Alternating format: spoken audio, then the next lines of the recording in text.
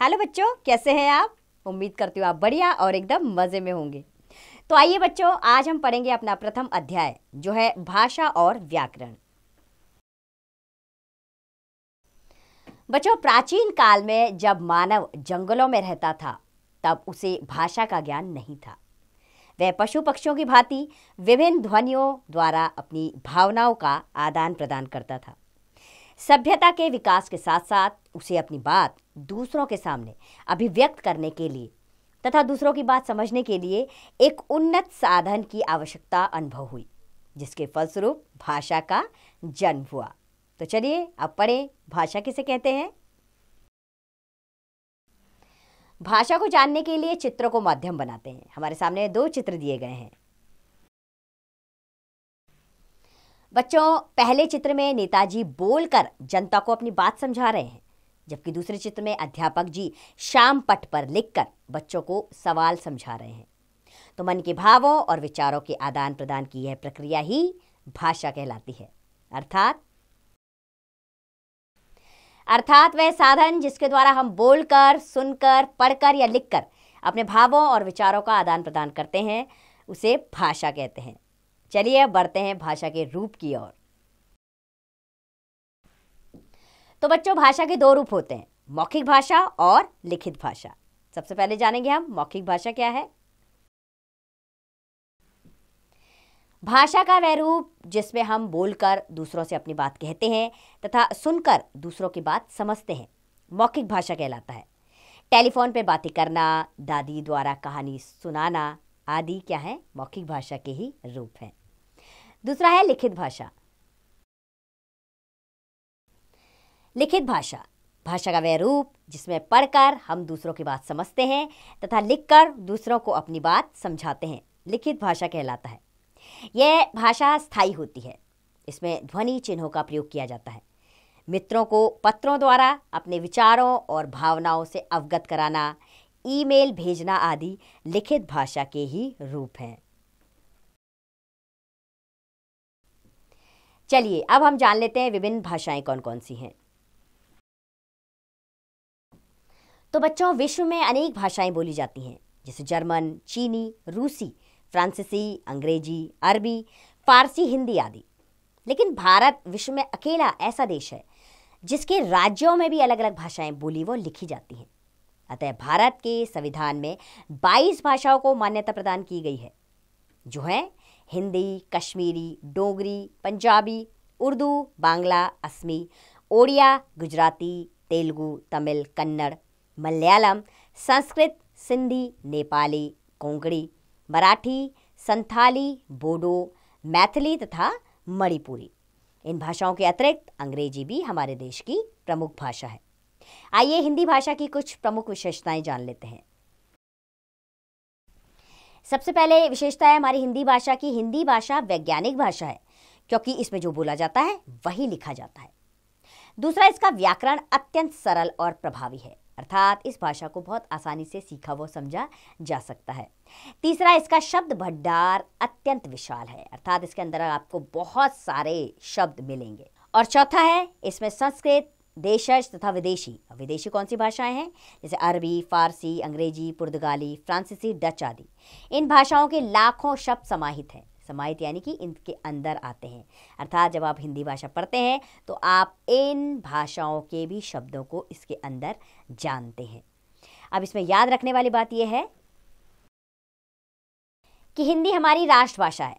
14 सितंबर 1949 में भारतीय संविधान के अनुसार हिंदी को भारत संघ की राजभाषा के रूप में भी स्वीकार किया गया। भारत के सबसे बड़े भूभाग पर बोले जाने के कारण इसका विश्व में तीसरा स्थान है। तो ये हमने जाना भाषा के विषय में। बच्चों, अभी हमने पढ़ा भाषा के विषय में, अब हम बढ़ते हैं लिपि की ओर। बच्चों, पहले भाषा बोली जाती थी, उसका लिखित रूप नहीं था, किंतु भाषा के महत्व को देखते हुए बोले जाने वाली ध्वनियों के लिए कुछ ध्वनि चिन्ह निश्चित किए गए, जिनकी सहायता से भाषा को लिखना संभव हो सका। अर्थात मौखिक ध्वनियों को लिखकर प्रकट करने के लिए निर्धारित चिन्ह लिपि कहलाते हैं। भिन्न भिन्न भाषाएं भिन्न भिन्न लिपि में लिखी जाती हैं। जैसे हिंदी भाषा को देवनागरी लिपि में लिखा जाता है, हिंदी के अतिरिक्त संस्कृत, मराठी और नेपाली भाषाएं भी देवनागरी लिपि में ही लिखी जाती हैं। उर्दू को फारसी, अंग्रेजी को रोमन और पंजाबी को गुरुमुखी लिपि में लिखा जाता है। ये 3 लिपि। अब बढ़ेंगे हम बोली की ओर और जानेंगे बोली क्या है। तो बच्चों, बोली का अर्थ है भाषा का क्षेत्रीय स्थानीय रूप। जब कोई भाषा एक बड़े भूभाग में बोली जाती है तब क्षेत्रीय विशेषता के अनुसार उसके कई रूप विकसित हो जाते हैं। ये रूप मूल भाषा से थोड़ा हटकर होते हैं। भाषा के इस रूप को बोली कहते हैं। अर्थात किसी सीमित क्षेत्र में प्रयोग की जाने वाली भाषा बोली कहलाती है। ब्रजभाषा, कुमाऊनी, खड़ी बोली, हरियाणवी, मेवाड़ी, कन्नौजी, गढ़वाली, बुंदेली, अवधी, मारवाड़ी, राजस्थानी, लद्दाखी आदि बोली के उदाहरण है। अब इसमें याद रखने वाली बात है, जब किसी बोली में साहित्य की रचना की जाने लगती है तो वह उपभाषा कहलाती है। जैसे गोस्वामी तुलसीदास ने अवधी में श्री रामचरितमानस की रचना की तथा सूरदास ने ब्रज भाषा में सूरसागर की रचना की। अतः दोनों बोलियां होते हुए भी उपभाषाएं हैं। चलिए अब हम बढ़ते हैं व्याकरण की ओर और समझते हैं कि व्याकरण क्या है। बच्चों, कभी कभी बोलने, पढ़ने या लिखने में व्यक्ति से भाषा में अंतर आता है, जो कभी कभी स्थान भेद से भाषा का रूप निश्चित या मानक नहीं रहता, अथवा अज्ञानता या असावधानी के कारण कुछ व्यक्ति उच्चारण, वर्तनी या अर्थ ग्रहण में गलती कर देते हैं, जिससे भाषा में विकार आ जाते हैं। इन विकारों के कारण विचारों का स्पष्टीकरण बाधित हो जाता है। व्याकरण हमें भाषा के लिखित व मौखिक रूपों का सुचारू अध्ययन करना सिखाता है। इसके माध्यम से हम भाषा को व्यवस्थित रखना, उसका विश्लेषण करना एवं उसका शुद्ध प्रयोग करना सीखते हैं। व्याकरण के नियमों से पता चलता है कि वाक्य शुद्ध है अथवा अशुद्ध। अर्थात जिस शास्त्र के द्वारा हम भाषा को शुद्ध बोलना, पढ़ना और लिखना सीखते हैं उसे व्याकरण कहते हैं। चलिए अब जान लेते हैं व्याकरण के विभाग भी। तो बच्चों, व्याकरण के 3 विभाग होते हैं। पहला है वर्ण विचार, दूसरा शब्द विचार और तीसरा है वाक्य विचार। आइए एक एक करके इन्हें भी जान ले। सबसे पहले जानेंगे हम वर्ण विचार क्या है। वर्ण विचार व्याकरण के जिस विभाग में वर्णों के उच्चारण, आकार, वर्गीकरण, उनके संयोग आदि के विषय पर विचार किया जाता है उसे वर्ण विचार कहते हैं। अर्थात इसके अंतर्गत आप वर्णों के विषय में विचार करेंगे। दूसरा आता है शब्द विचार।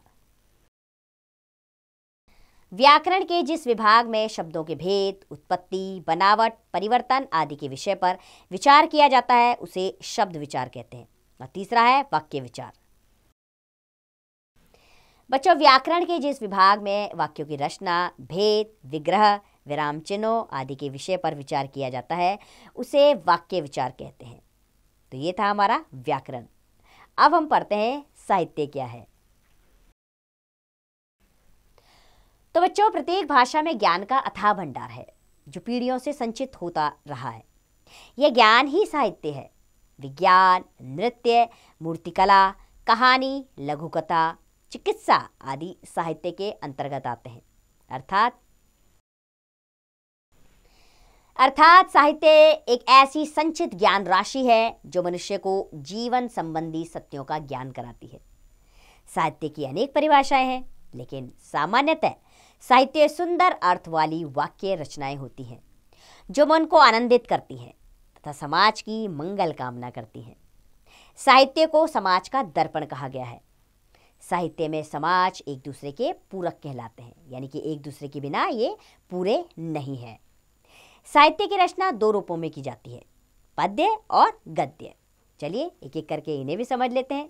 सबसे पहले जानेंगे हम पद्य क्या है। बच्चों, जब कोई साहित्यकार अपनी बात कविता के माध्यम से कहता है तो वह साहित्य पद्य कहलाता है। कविताएं, छंद, गीत, सोरठा आदि पद्य के उदाहरण हैं। जैसे बाधाएं आती हैं आए, घिरे प्रलय की घोर घटाएं, पांवों के नीचे अंगारे, सिर पर बरसे यदि ज्वालाएं, निज हाथों में हंसते हंसते आग लगाकर जलना होगा, कदम मिलाकर चलना होगा। ये क्या है? पद्य है, कविता। दूसरा है गद्य। बच्चों, जब कोई साहित्यकार या कहानीकार अपनी बात कविता के माध्यम से ना कहकर व्याख्या के रूप में कहता है तो वह साहित्य गद्य कहलाता है। कहानियां, निबंध, पत्र, संस्मरण, रेखाचित्र, उपन्यास आदि गद्य के उदाहरण हैं। जैसे मूर्तिकला, चित्रकला, काव्यकला। संसार में अनेक कलाएं हैं, सबका अलग अलग माध्यम है। कवि न होकर भी काव्य कला का ज्ञान आपको हो सकता है। तानसेन न होने पर भी संगीत की बारीकी आप समझ सकते हैं, किंतु तैरने की सब टेक्निक जानने के बाद भी यह निश्चित नहीं किया जा सकता कि आप तैर भी सके हैं कि नहीं। यानी कि इसमें दक्षता होना अनिवार्य है। आइए एक बार आपके अभ्यास के लिए इस अध्याय को दोहरा लेते हैं। वह साधन जिसके द्वारा हम बोलकर, सुनकर, पढ़कर या लिखकर अपने भावों और विचारों का आदान प्रदान करते हैं, भाषा है। भाषा के दो रूप होते हैं, मौखिक भाषा और लिखित भाषा। मौखिक ध्वनियों को लिखकर प्रकट करने वाले चिन्ह लिपि कहलाते हैं। किसी सीमित क्षेत्र में प्रयोग की जाने वाली भाषा बोली कहलाती है। जिस शास्त्र के द्वारा हम भाषा को शुद्ध बोलना, पढ़ना और लिखना सीखते हैं उसे व्याकरण कहते हैं। व्याकरण के 3 विभाग होते हैं, वर्ण विभाग, शब्द विभाग तथा वाक्य विभाग। इन्हें वर्ण विचार, शब्द विचार और वाक्य विचार भी कहते हैं। साहित्य एक ऐसी संचित ज्ञान राशि है जो मनुष्य को जीवन संबंधी सत्यों का ज्ञान कराती है। तो उम्मीद करती हूँ बच्चों यह अध्याय आपको अच्छे से समझ में आया होगा। अब आप इसका अभ्यास करिए और इसमें दक्ष बन जाइए। अब इसका अभ्यास कार्य आप स्वयं कीजिए।